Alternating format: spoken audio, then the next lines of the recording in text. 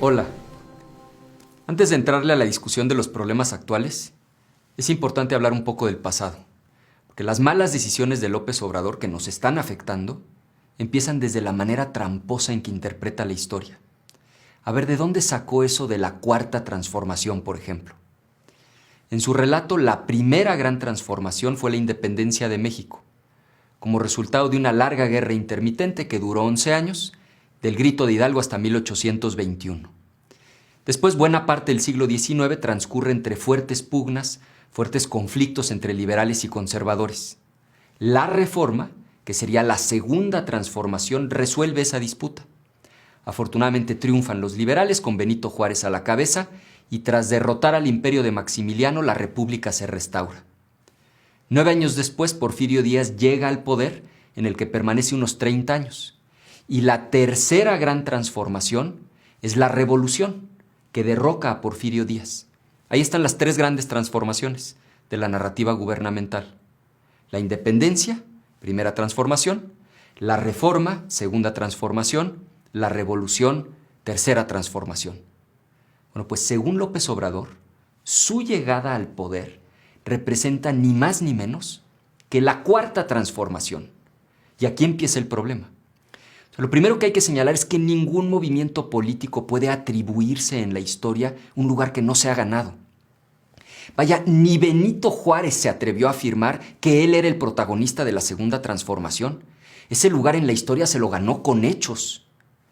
El rasgo más preocupante de la manera en que López Obrador interpreta la historia de México está en su megalomanía, o sea, en su delirio de grandeza. Fíjate nomás, ya se proclamó el protagonista de una transformación que él se imagina a la altura de las tres transformaciones previas. Por eso en el logotipo del gobierno aparecen los personajes que López Obrador eligió de cada una de esas transformaciones. De la independencia, Hidalgo y Morelos; de la reforma, Benito Juárez; y de la revolución, Madero y Lázaro Cárdenas. Y quizá tú ahorita estés pensando, bueno, ¿y qué tiene de grave y de peligroso para México? ¿A mí qué más me da lo que este señor crea? Pues es que la historia nos enseña que la extrema vanidad y las ínfulas de grandeza conducen a grandes errores que se traducen en catástrofes y calamidades. La historia nos enseña que el gobernante megalómano no escucha, no cambia de opinión, siempre cree que tiene la razón y aún frente a la evidencia en contrario, pues siempre tiene otros datos. ¿Quién le va a venir a enseñar algo a alguien que se cree del tamaño de Hidalgo o de Benito Juárez? Y lo más peligroso, un megalómano jamás rectifica, porque cree que su estrategia es la correcta, aunque todo indique que el barco se está hundiendo. Es un poco como el loco que va en el periférico en sentido contrario y piensa que los demás son los que están equivocados. Pues todos sabemos en qué acaba eso. Y aquí no se trata de llevarle la contra o de tratar de hacerlo enojar. Esto lo digo con profunda preocupación por el daño que le está haciendo a nuestro país. Al México que López Obrador te va a dejar a ti. Eres tú quien va a pagar carísimas todas sus locuras.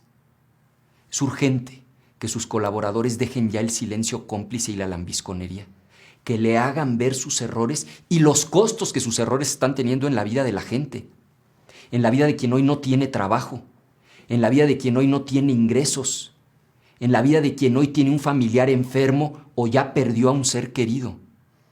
El momento que estamos viviendo ha sido calificado por muchos expertos como la crisis más grande de la humanidad desde la Segunda Guerra Mundial.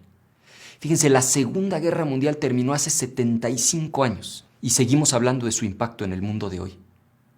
Les aseguro que de la misma manera dentro de 10, 20 o 75 años se va a seguir hablando de la forma en que esta pandemia cambió al mundo. Quienes la vivimos recordaremos las noticias al principio muy lejanas que nos llegaban de China. Recordaremos la alarmante propagación por Europa y nos recordaremos a nosotros mismos poco después encerrados en nuestras casas. Recordaremos cuando nuestros amigos y nuestros familiares perdieron su trabajo.